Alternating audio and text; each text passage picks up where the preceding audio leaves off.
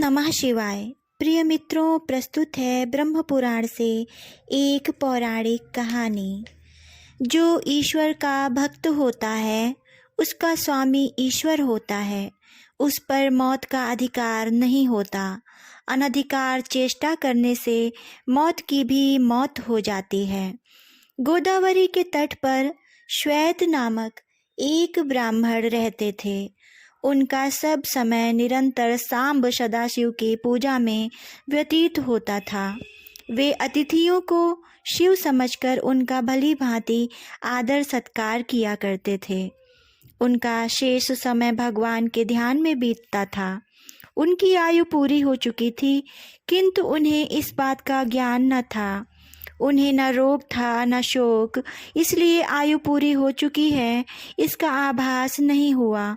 उनका सारा ध्यान शिव में केंद्रित था। यमदूत समय से उन्हें लेने आए, परंतु वे उनके घर में प्रवेश नहीं कर पाते थे। चित्रगुप्त ने मृत्यु से पूछा, मृत्युदेव, श्वेत अब तक यहाँ क्यों नहीं आया? तुम्हारे दूत भी नहीं आए? यह सुनकर मृत्यु को श्वेत पर बहुत क्रोध आया। वे स्वयं उन्हें लेने दौड़े। गृह के द्वार पर यमदूत भय से कांपते दिखाई पड़े। उन्होंने मृत्यु से कहा, नाथ, अब हम क्या करें? श्वेत तो शिव के द्वारा सुरक्षित है। उसे तो हम देख भी नहीं पा रहे हैं। उसके पास पहुंचना तो अत्यंत कठिन है।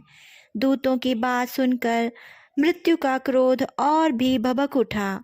वे झट ब्राह्मण के घर में प्रवेश कर गए। ब्राह्मण देवता को यह पता न था कि कहाँ क्या हो रहा है। मृत्युदेव को झपटते देखकर भैरव बाबा ने कहा, मृत्युदेव, आप लौट जाइए। किंतु मृत्युदेव ने उनकी बात को अनसुनी कर श्वेत पर फंदा डाल दिया। भक्त पर मृत्यु का यह आक्रमण भैरव बाबा को सहन न हुआ। उन्होंने मृत्यु पर डंडे से प्रहार किया। मृत्युदेव वहीं ठंडे हो गए।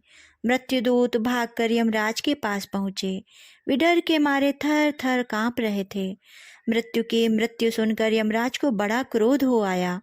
उन्होंने हाथ में यमदंड ले लिया और अपनी सेना के साथ श्वेत के पास पहुंच गए।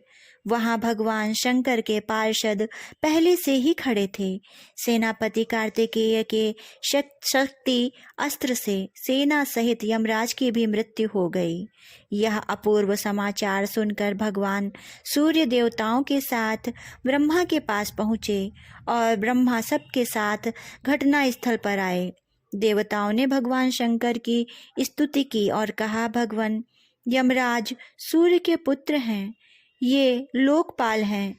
इन्होंने कोई अपराध या पाप नहीं किया है, अतः इनका वध नहीं होना चाहिए। इन्हें जीवित कर दें, नहीं तो अव्यवस्था फैल जाएगी। भगवान, आपसे की हुई प्रार्थना कभी व्यर्थ नहीं होती। भगवान आशुतोष ने कहा, मैं भी व्यवस्था के पक्ष में हूँ।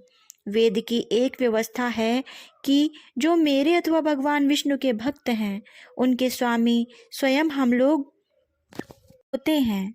मृत्यु का उन पर कोई अधिकार नहीं होता। यमराज के लिए यह व्यवस्था की गई है कि वे भक्तों को अनुचरों के साथ प्रणाम करें।